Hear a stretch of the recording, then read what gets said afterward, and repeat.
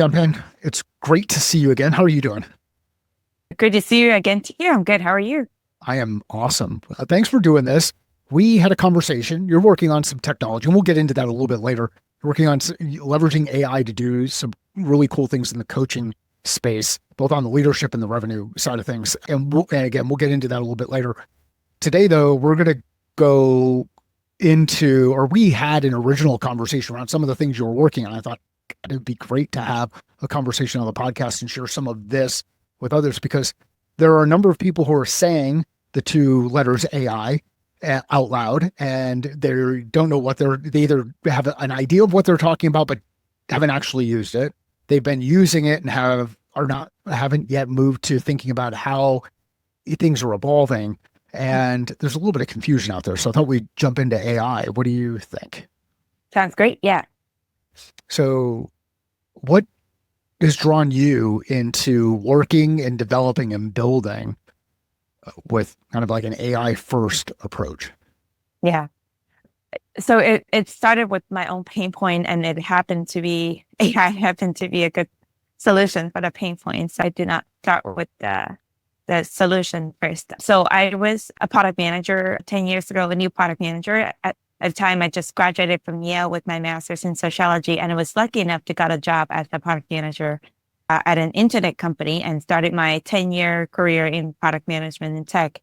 And it was very challenging to be a new product manager without any technical or business background. I had to figure out like how do I lead teams, and I was finding always difficult to I would be engaging in arguments by engineering managers that I would later regret. Thinking back, I would not do that anymore. But the young Pianpian didn't know at the time, and I was like, oh, I wish there's something that could stop me from doing that. I was like maybe, and like something could be at the time. I don't know if I even know what AI was, but it's like there's something that could listen to me and then give me suggestions like, hey, step back and you should kind of try to find a way to reconcile with your colleague instead of arguing. So, and then I started talking about the idea with some of my, at the time, like engineers and colleagues, starting from 2016. And then I started to tell people, it's like, I might want to build this kind of like coach that can listen to me, give me real-time suggestions, and maybe some AI involved. And at the time, people were like, you would need to raise a lot of money if you want to do anything AI, like millions and millions of dollars. And then fast forward to when the kind of the transformer AI models coming out, and there's kind of, I guess, started with ChatGPT, and then there's many foundation models coming out. It's finally making it possible for us to build generative AI products without actually burning millions of dollars upfront. So that's when I kind of really starting diving deeper into the generative AI models and how we can actually use it to build products. And then finally it's possible for me to build an AI coach that I wanted for a long time. What's an example of one of the conflicts or challenges that you might run into where you're like, how does this keep happening? At the time, I would argue with my engineering managers. I mean, we were all passionate people. We all wanted to solve the problem, but we have different views on how to solve the problem. So it's often like you have different approaches and different mindset of how to approach solving certain things. And then we'd be kind of butting heads on like, I want to do this. And no, I think we should do it this way. So that's the kind of the background of that. Yeah, and it happens over and over again. Like we get into these situations where we get into conflict inside organizations, and a lot of times, what ends up happening is our perspective of the challenge that we're working through is different. And the story I like to use is and I forget where it all comes from, but it's that whole idea of the 5 blind people describing an elephant, and depending on where you are relative to that elephant, your view or your perspective or your feeling associated with that thing is very, very different. It's a common challenge that we run into, and it can become frustrating, especially when you've got emotional, passionate, excited, and smart people who are committed to working through things. Yeah. And I mean, I was aware of the concept of executive coaches, but I was not able to afford an executive coach. And even if I would, a human coach would not be able to be with me at every meeting and give me feedback after every meeting or during the meeting. So AI makes it kind of a natural tool in this case that, oh, actually I can build something with AI that can be with me 24/7. So that's part of the idea of that. It's such a cool thing. And there's not the emotional thing that goes along with it too, right? Like you're not thinking, is the AI going to judge me? That's right. Yeah, no judgment. So, all right, tell me a little bit about what your experience has been working across product teams. So people who are managing products and people who are managing revenue inside the organization. Yeah. Did you ever notice any conflict there? Yes. I worked at Ticketmaster and I managed products for both the consumer side and the B2B side. And I think maybe by the time I mature, I actually had pretty good relationship with our VP of sales at the time. And I would like to go to him and say, hey, what insights are you getting from the field? And then he'll kind of say, hey, we talked to this customer and we want this. And now our AI coach, the one we're building is actually also for sales team. Yep. And I'm doing founder-led sales, so I know some of the sales perspective. I'm still experiencing firsthand the conflict between like, okay, we just talked to this customer or potential customer and they asked for this thing, but we don't have it yet or not highest in our priority. Like we want to close this customer. How do we get it developed soon, quickly? So, and then the engineers will be like, well, you have changed your priority again. It was like, can we just kind of try to have a little bit more stable instead of changing things? So, or like we're just too busy. You can't have everything as top priority. Then nothing is top priority. So there's a continuous conflict there on kind of, okay, what's your long-term product vision and strategy and how some of the customer feedback fits in. Now we want to stay open, especially as a startup. I mean, even bigger company want to stay open-minded to customers' insights and suggestions, but we also want to make sure we're not building just for one customer. Like we want to try to talk to more potential customers or customers to see what are the commonalities there and then extract and say, hey, it's both quantitative and qualitative, like, hey, and intuitions like, hey, this is kind of like aligned with what we're trying to do. So, I mean, even for us, like we still hear from different prospects, like some say, oh yeah, having an AI coach listening to me in meetings real time, give me suggestions, very, very helpful. And then some will be like, I don't know if I have attention to listen to an AI coach in the meeting. I would prefer just getting the feedback and coaching after the meeting.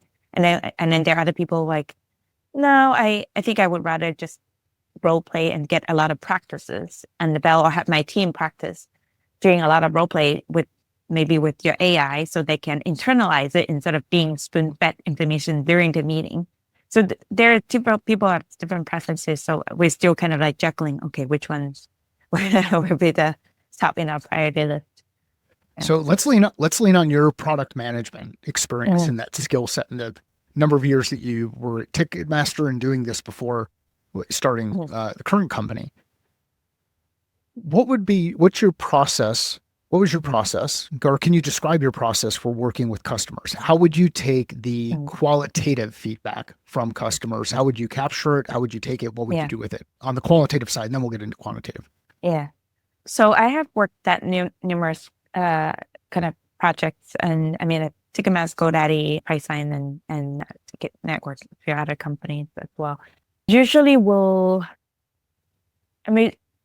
bigger companies, sometimes we already have some kind of things in mind just from historical kind of customer request and customer support tickets that, okay, sounds like we have getting a request for this functionality. Let's go talk to more of them to figure out like what exactly they're asking for, what are the details. So that's more just to go find customers that have expressed requests for certain functionality to understand like what's the user flow, what's the real pain point.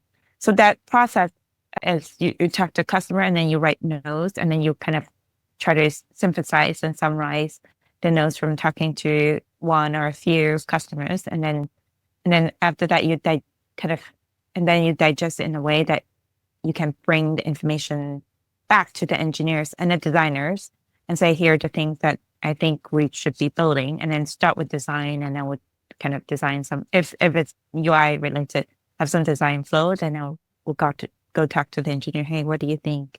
These are things that we want. If we're putting a little bit more quantitative method, then sometimes we'll put numbers and say, hey, this amount of people have requested this, and this is what we estimate of the impact on our business as well as on the customer. And then this is what we estimate engineering effort. And then we try to kind of do some math to rank the different things that we want to build. So as you're gathering all that information and you're doing those interviews and you're pulling information together, how do you put structure to that unstructured data? Sometimes we put things into a spreadsheet. So we have the same fields. So this is the feature name, this is the need, and then this is how we rank. This is how we rank the degree of impact. This is how we rank the amount of effort, things like that. And then I also like to store. I like to keep notes. In the past, I do a lot of handwritten notes, and I would take pictures and keep them in a file organized by each customer. More recently, I'm doing more just using AI to listen to meetings and keeping some of those records as well. Have you noticed a change in the way customers would interact in meetings when they know that there's another tool listening, something being recorded versus it not being recorded?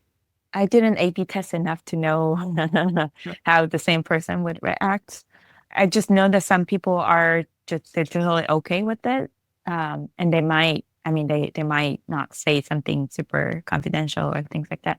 Some people just don't like it. They're like, can you stop the recording? So, yeah. It's interesting. There are a couple of different things that you went through. You talked a little bit about kind of both understanding pain points and language that people are using, getting more detail around what's the need, and understanding impact. How do you think of impact? Like, what does impact mean to you? As an example, so we're building out this real-time AI coach meetings right now. So we'll be kind of saying, okay, well, how is this going to impact the conversion rate for a salesperson? Could we do some kind of pilot with some company, say a group of your salespeople will use our AI coach and a group will not? And then in a period of time, can we compare that the people using our product would have higher conversion rate? It could be from kind of first meeting to convert to the second meeting or whatever in the sales process, and then see the results. So the impact would be mostly based on the kind of results that the customers would care about.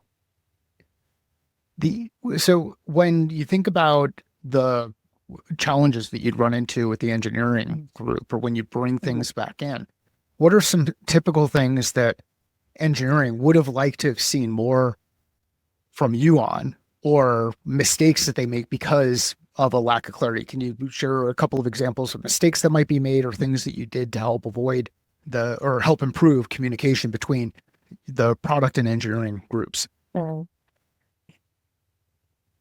The engineers usually would kind of start thinking about, okay, so how do we do this? And then they usually would, if functionalities are not, one thing my CTO tell me is like, sometimes if you're talking to a prospect or a customer to discuss things that they wanted, can you bring me to the meeting so I understand, like I can hear firsthand what they're asking, so I can think about from the engineering standpoint how we're going to approach it. So engineers sometimes like to know, like, so what is the exact problem they're trying to solve, instead of the product management scientists coming back with just kind of assuming that's the solution. Because sometimes engineers will be like, so if we know what they're asking, sometimes we might be able to come up with a more simpler solution or a different solution. So that's one thing. And then sometimes also just clarity on what I'm thinking about in terms of as a solution, and then kind of trying to compare what the engineers are saying back to me and say, can I clarify? Oh, no, this is a different solution.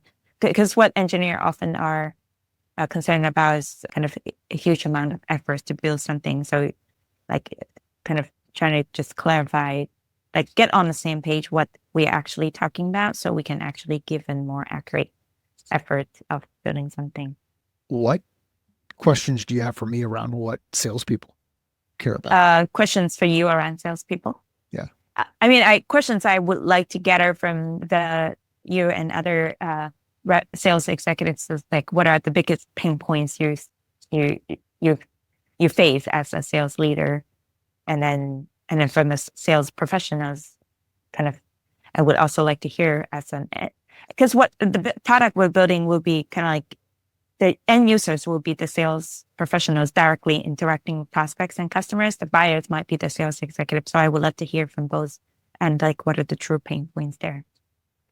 But so, and we could probably get into that throughout the arc of the conversation, but the one, like, how do you think I, as a sales leader, think about the challenges that were happening inside the organization, knowing I didn't work inside your organization, but how do you think I would, as a sales leader, think about those challenges, given that you've just shared the perspective from product and you've just shared the perspective from engineer?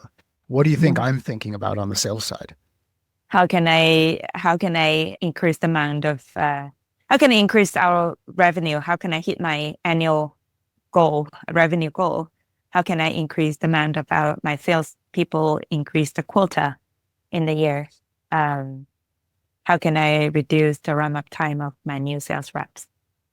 So one of the things to think about, and it depends on the type of salesperson you're working with and sales leader that you're working with. And maybe I got better with this as I aged a little bit, and it wasn't as good when I was younger. But my focus, when we think about it from a customer perspective, is around the same kind of questions that you were asking. Like, what are the use cases? What problem are they trying to solve? How are they trying to solve it inside the organization? What are the things that are getting in the way of them being able to solve it? And what's the potential impact in the business if they do solve it? And what's the risk if they don't solve it? So we're all looking, depending on the maturity of the rep and the experience that they have and the way that they go about their business, we're all looking to solve some type of problem through a given lens.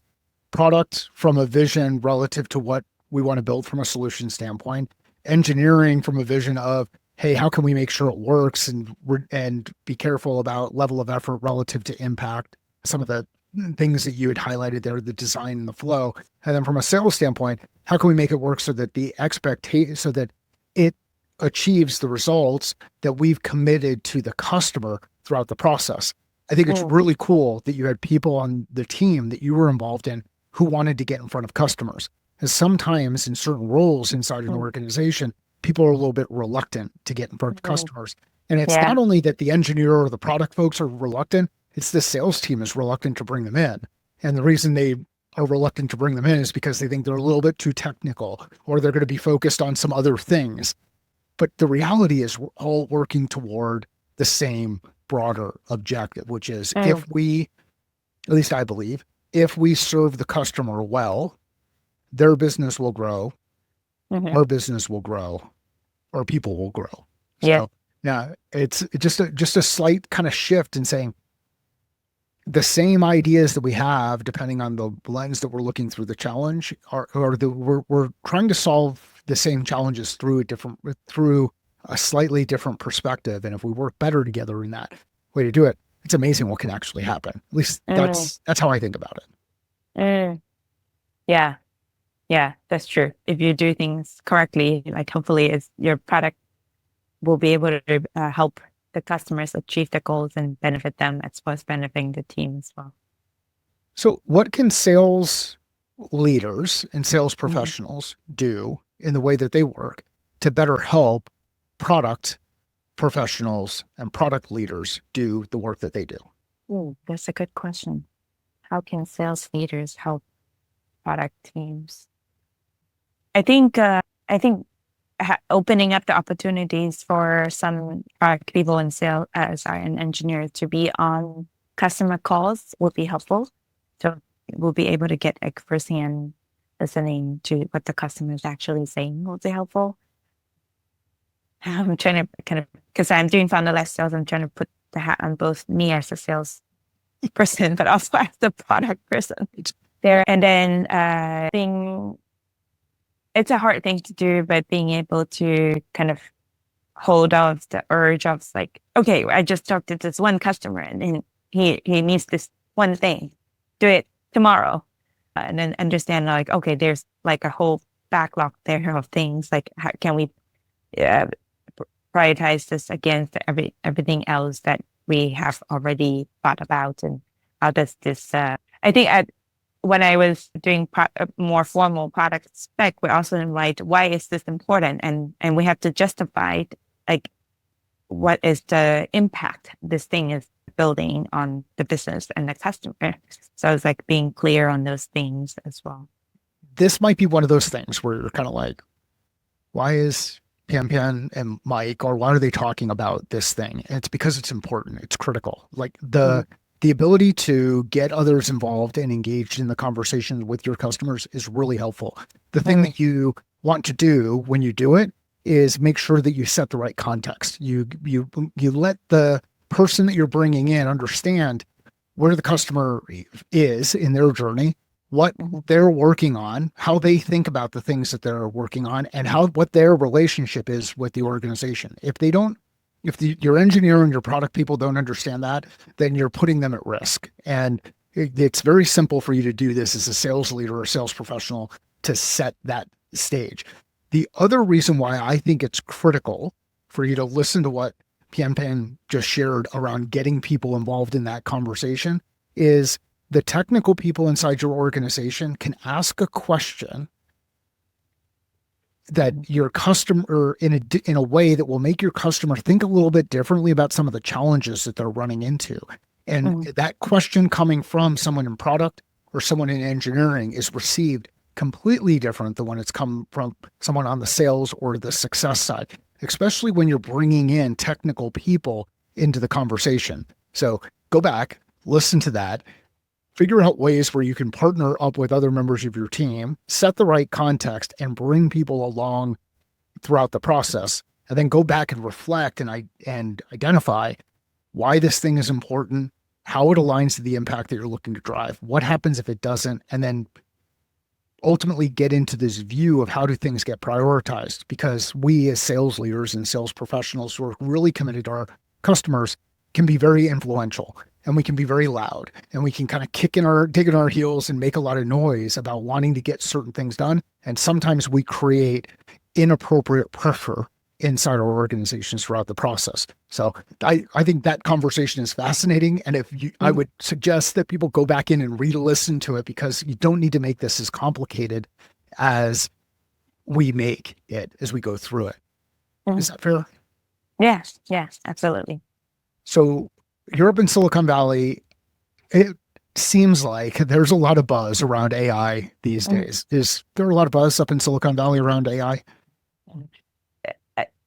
AI is a very active topic, and people say right now San Francisco and Silicon Valley is the center of AI, especially the generative AI, which is probably true, because just think about the amount of the almost all the companies that are kind of focusing on the foundation models and applications. A lot of them are here.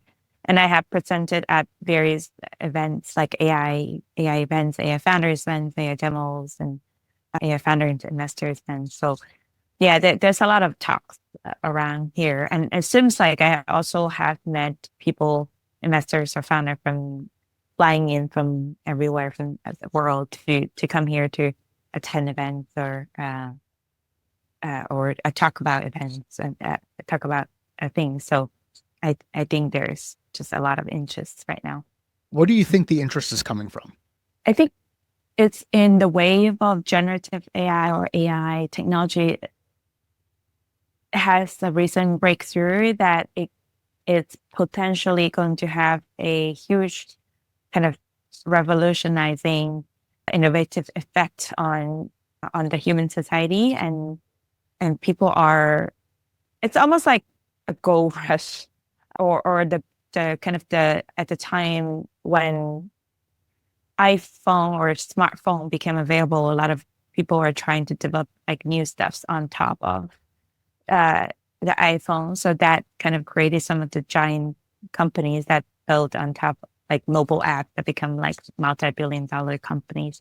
So similar way that it's new and it's so good that it could potentially have a lot of impact. So a lot of people are trying to figure out like how do I use this, how do I build things around it, how can I leverage it. So yeah.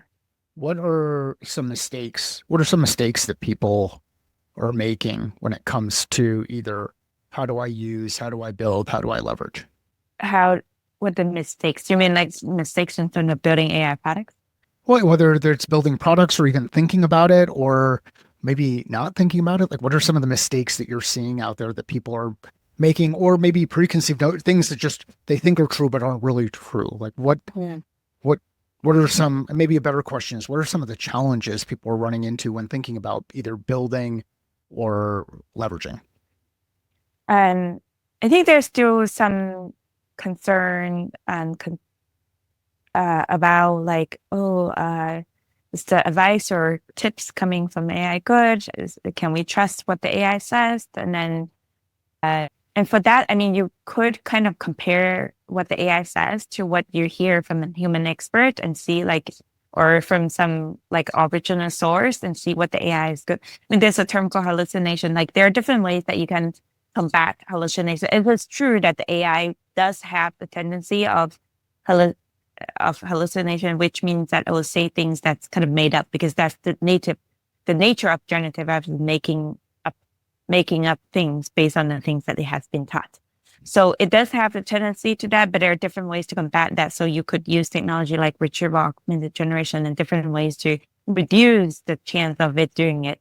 So I mean, just as a builder and founder, I would say like, yes, there's a risk of that, but we could kind of work with you to reduce the chance of that. I mean, even human experts sometimes like humans make mistakes as well. So, and then there are also some concerns around, okay, now you're saying you can tailor your AI without data, but there's security concern like about data that we can provide to you. So how can we make sure it's safe and secure? Some people are pretty open for that. I have talked to some like CROs and they're pretty open. They're like, well, as long as like you're not tapping into our backend system, we're just giving you documentations or whatever recorded calls. That's okay. You can use that to tailor your AI. So I think people have different tolerance for these kind of things. But I would say, like, like, people often ask us, like, how do you make your AI coach more specific for my situation and for my team situation? And then I was like, well, if we can get more data about your situation, then we can kind of get the AI to have that knowledge. Then they need to be open to share some of those data upfront. What are some of the things that you're excited about when it comes to either just the innovation or the buzz or the types of conversations that you're having with folks, and how have those changed even just in the last, and we're recording this in the middle at the end toward the end of January in 2025, but even in the last 90 days, like what are some of the things that have changed that you're excited about? A lot of people are excited to talk to me. They're sometimes out of curiosity. Sometimes it's true that they have some pain point that they think we can solve. I have talked to some leaders from like, maybe I should not mention the name, but multi-billion-dollar multinational pharmaceutical company, and kind of I talked to them last year, and then recently they come back to me and say, hey, we discussed more about what you're building. We'd love to have you to come in to talk to our C-level people. And it's like, okay, seems like I'm more and more open to the possibility of an AI that can provide benefits for the employees and improve the employees' productivities and career and also help improve the company's bottom line. So it's a good sign. And then from some revenue leaders, they're pretty open because they are used to hiring people to do sales training or enablement. They're like, okay, we have already hired humans to do these things, and if your AI can prove that you can be helpful for these things, and I can see value in that. So some people are open to the possibility AI can do some of the work. Now, yeah, I think is some people are still in observe mode, but I think there are more and more people that are. And then what I heard is also as the employees population is getting younger and younger, Yep. the company leaders are aware that like the humans are also quite open to talk to an AI, sometimes even more open to talk to an AI than another human, just because like what we said earlier, like there's no judgment from an AI and it's a private and safe space. So yeah. What's happened recently Mm. that's created this level of openness, or the shift or the changing in thinking, where people are starting to say, hey, you know what? Maybe I do need to start testing, start doing more. What's what's been a catalyst for that?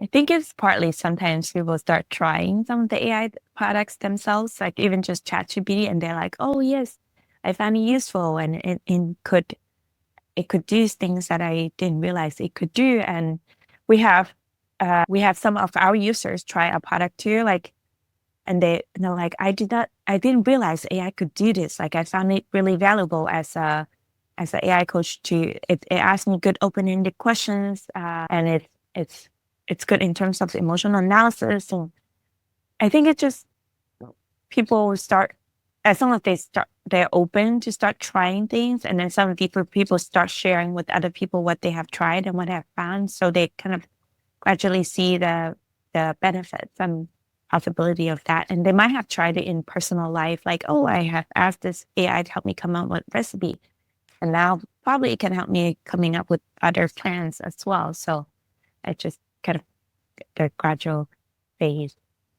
And it's also there's a term in it's crossing the chasm. I think it's just a time of the early adopters use it, and then now it's kind of hoping to the technology will gradually move to the kind of first early part of the majority of the society, and then more and more just expands. Yeah, I really like the point that you made around identifying areas where you can test in an Mm, environment where you might feel a little bit more comfortable. So mm, instead of with your business data, it might be, hey, mm, I've got a couple of ingredients in my refrigerator. mm. What type of recipe recommendations do you have, or Right. what can I cook? But or I'm learning how to train a dog. Yeah. How do I go through that process? And Mm, so if you're out there and you're thinking, I don't even want to get in the middle of all of this stuff. Hopefully mm, this thing is just going to pass. It's not going to pass. It's continuing to build momentum, and there are opportunities for you to go out there and test in environments where you might be surprised mm, what you actually see when you ask a couple of just basic questions. Is that fair? mhm. Yeah, we did some comparison, just kind of human versus AI testing of.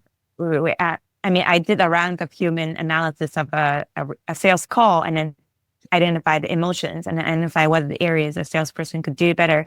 And we asked the AI to do the same thing, and I was pretty pleasantly surprised that the AI is kind of the level of accuracy, or it's pretty good without pre-training with a lot of data. So it's like, okay, it is good. Yeah. Yeah. Very, very cool. So let's talk about your experience is in founder-led sales. Like, Mm. what's something that you've realized here recently as a founder leading the sales motion and the sales engagement with customers? What's something that you've realized recently that you were surprised by? It's it's the amount of it's how difficult it is to kind of combine the sales motion with the kind of customer development, like the product development motion. Now, I mean, it would be different for different stage of company when a company kind of in the product building, finding product market fit space is different from after you have the product already got some customers and they're happy, then you just purely focus on sales. It's a little different. But we're kind of in a phase that we're still open to customer insights and user insights and feedback. So it's like it is, but at the meantime, we're also looking for people to actually use our product and because talking, like having actually start using it and kind of giving feedback and insights is different from just talking. So it's a combination of of that, and also sometimes like founder-led sales oftentimes going to your own network of friends and colleagues, and it's like, okay, how do I balance friendship versus trying to get someone to use the products? Like, I hope that I'm not annoying all my friends, kind of things. How do you reconcile with that feeling of hopefully I'm not putting business in front of friends and being a pain in front of friends? But Yeah. and that's one thing. But on the other side, how do you reconcile with the whole idea of, hey, look, we need to be able to deliver Mhm. a product to the right customers at the right time, but we also need to have customers using the product, so we're not just building in our own mind and our own vision. So we're like, how are you balancing between those two things? So sorry. So balancing having customer use our product and getting feedback, and what was the first part? Oh, so balancing getting customers and getting feedback, getting them into the product, while also figuring out, hey, how do I Mm. continue to how do I know that I'm not going to be able to develop all of the things that the customer Ah, wants yeah, right now in yeah, order to start using it. Like they're always just saying, well, yeah. Pianpian, if you just give me this, then I'll be Mhm. ready. And then 30 days later, you say, okay, we've delivered this. And then they're like, well, if you could do this, then we'll be ready. Yeah, Like, how are you balancing all of that kind of yeah, stuff? yeah. There's a saying that if someone has a strong enough problem, and they would be okay with using a broken solution Yeah. if it's the solution solving the problem and there's no alternative. So our hope is to be able to identify some people who have the burning needs. Now, of course, the burning needs need to be kind of we need we need to be clear what is the burning need, and is it aligned with our own kind of hypothesis? If not, then how can we kind of adjust or tweak it? So it's kind of like the first is to just identify what is the top burning needs that we want to solve, and it's that kind of and then the people we're talking to have those burning needs, and then trying to understand from talking to them what which of what they're asking is nice to have, which is instead of must have. And I actually ask people, like I ask those questions. Sometimes they say that too. They're like, "This is nice to have," and I will ask like, "So what is need to have for you?" So they'll say things like that, and then I will also try to be kind of clear on the people who are just open to talk and share feedback, but don't have any intention of using the product because of whatever security reason they think they have or other things, then that's the feedback insight is not as relevant. This is people who actually have an intention of using it, or they would say, yes, I would love to try it today if you have it available, kind of things. Yeah. How about saying no to a customer when you're running out of cash? I know to a customer. You mean like we don't have the money to develop the features that they asked? Or you're starting to run, it's like seeing a customer who's not the right fit, but they're ready Uh, to buy something right now. So I'm going to go ahead and squint and bring them in so that we keep cash flow coming into the business. Like what about firing customers and saying no to customers and being really clear or core to your view of an ideal customer? mm, Have you gone through that type of a struggle? Not yet, but that sounds like a good problem to have. But I mean, for us, it's more like, okay, you say you want these features, are you willing to pay? And if it's what they're asking is aligned with already what's on our roadmap and aligned with what we hear from a lot of other customers, then like we might be open to just develop that and let them try things out like the other people. But if they're asking something like totally, it's like out of what very different from what we're building, then I do discuss with my team and say like they're asking for this, and then my team will be like for this totally different product, and then and then and then we'll evaluate. So are you willing to pay? How much are you willing to pay? Is and is the amount of you're willing to pay kind of is that something we might want to do as a one-off project, or is not enough for us to kind of combine it to their product roadmap. So there's a lot of calculations there, A but lot we of haven't had we haven't had that issue yet. good. Yeah, a lot of calculations. And I think Yeah. the thing that you highlighted that's important for people to remember, at least if I as I've seen it, is know where you're going, like know what your vision is. Know and then have your view toward how you're going to get there. And then Yeah. when cash starts to pull you off course, be comfortable either making a decision to go with the cash or not go with the cash, but do it with intention and determine does the vision need now to start to shift because you're seeing something in the market? Because it's so hard because you get so excited about it. I know I do. I get so excited about the thing that we're building in whatever Yeah. way, shape, or form we're building. And then you're moving in a direction, and then you hear somebody say something different and it sounds kind of interesting and they're ready to pay for it. You're kind of like, oh, maybe we can go that direction. And before you know it, everybody inside the organization is wondering, what are we actually building and what are we Mhm. creating and what kind of potential technical debt are we creating inside the business because we keep Mhm. bolting on this Yeah. Frankenstein of a thing. And I think Yeah. that's one of the cool things about your background and being the experience both on the product side and the Mhm. interaction with engineering and now getting in on the sales side is this ability to step back and look at the challenge through all three lenses, the founder lens, the product lens, Mhm. the linking with engineer lens, and the customer lens as you go through. So let's talk Mhm. about the customer side of things and what you're building on the coaching side of things. Why did you decide? And I know we talked a little bit about it earlier about Mhm. well, I'd love to have a guide or somebody who could sit on my shoulder that I can have a Mhm. conversation with before I go into the meeting so I don't Yeah. create a lot of tension or even have someone Yeah. who's there while I'm in the meeting. Mhm. But let's talk about how your tools, what you're building, can help people like you back then. So what we're building, we have launched version 1 of the product already, which has an AI coach as well as an AI role play. So you can have the AI to play the role as a customer or as a colleague or as an employee or manager. And you can select different scenarios or you can kind of tell the AI what scenarios you want it to role play with, and you can practice all these important, crucial conversations. So for somebody who like one one thing that people can practice, like, okay, I just had an argument with my colleague yesterday. Now I want to reconcile, but I don't know how to approach it, or it's going to be awkward. Like, what should I say? Then they can practice with the AI. They can also get coaching from the AI. Say like you role play with the AI as a customer, as the potential customer, and then you can also ask the AI for feedback, like, hey, how did you think I did? What else can I do to be better? So some salespeople use our product to just kind of do a lot of.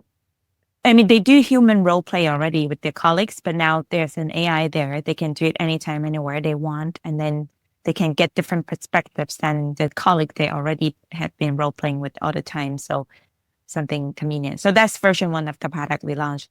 Version 2 of the product we're launching in a week is having the AI to be able to listen in meetings, like conversation like this real time, and then the AI can help. There are 2 use cases that we are starting with. One is the AI will detect what are the emotions of the other people in the meeting.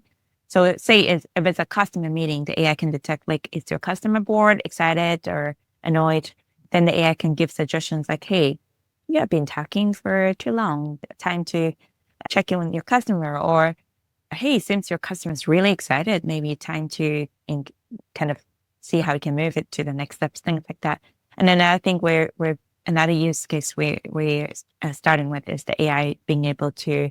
The challenge we hear is sometimes salespeople might not have all the information about the product or technical side of the product, so the AI can kind of act like a technical person in the call or solution engineer and help answer some of those questions. So those are the 2 kind of use cases we are starting with, and if you think about it from the internal meeting standpoint, then the AI could give suggestions like, hey, your colleague seems to be really annoyed that you just said this.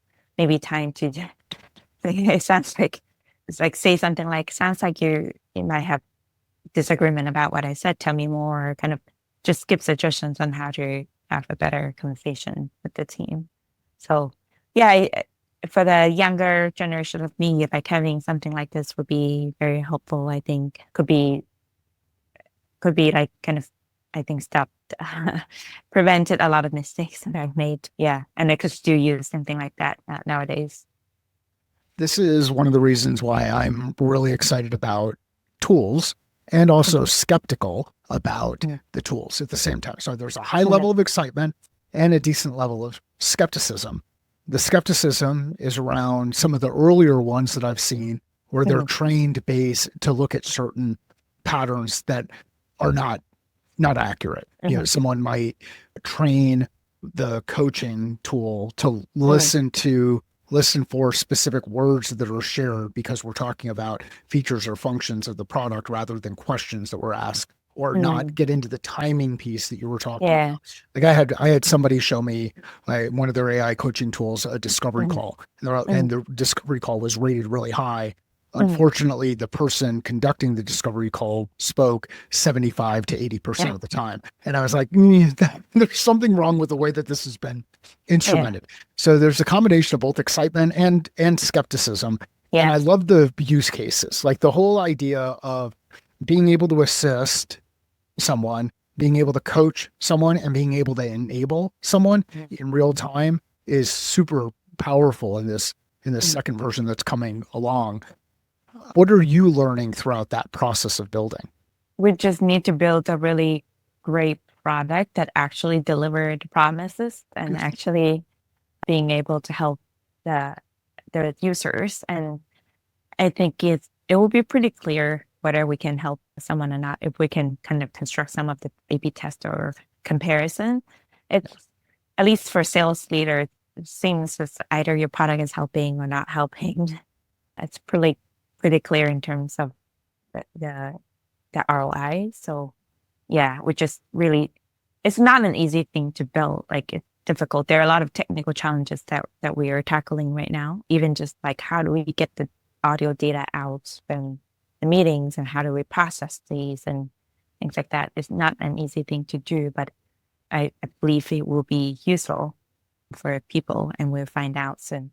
I believe so too. So Pianpian, how do I know if I'm ready to work with you on this? Like, what do I need to have in place to be able to take advantage of both V1 of what you've built and be prepared for what's happening with V2 that's launching here shortly? Sure. For the AI coach and the AI role play, it's already available publicly.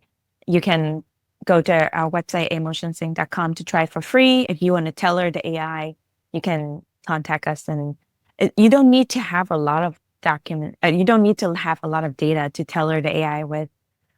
Some people just send us a few case studies. So, as long as you have like a link to your website that has some product information, some of your customer information, could be just case studies. That's enough to start with. Of course, like the more data, the better, that the AI will have more knowledge. Like, if you have recorded calls, we can analyze those and give suggestions, but it's not required. And if you don't have recorded calls, that's totally fine. And for the second version of the product, the real-time AI coaching, you can connect with me on LinkedIn or send me an email. I can add you to our priority list to get access to that. Again, like, it's not required for you to send. There's someone who, a sales professional, say, "Hey, I think your tool is useful and valuable, but I'm just a little bit unsure about sharing company data with you." I said, you don't have to share any company data with me. We can leverage any of your public information on your website or things like that, and then you can just use it as it is. We believe that the AI will still do well in terms of emotional detection, suggesting follow-up questions without your your company data. Now, of course, it will be the best when it has data, but it's not a requirement. So yeah, my email is pianpian@amotionssync.com, and LinkedIn, you can find me at Pianpian, Pianpian, and then Amotions, you can find me there as well. Awesome. We'll include links in the show notes. Pianpian, thank you very much for the awesome conversation. If you know somebody who would enjoy the conversation or find value in this conversation, please share it with them. let Pianpian and I know via LinkedIn. We're both on LinkedIn. The shares help. Sales is a thinking process. Business is a thinking process. Life is a thinking process. How are you thinking different about your process?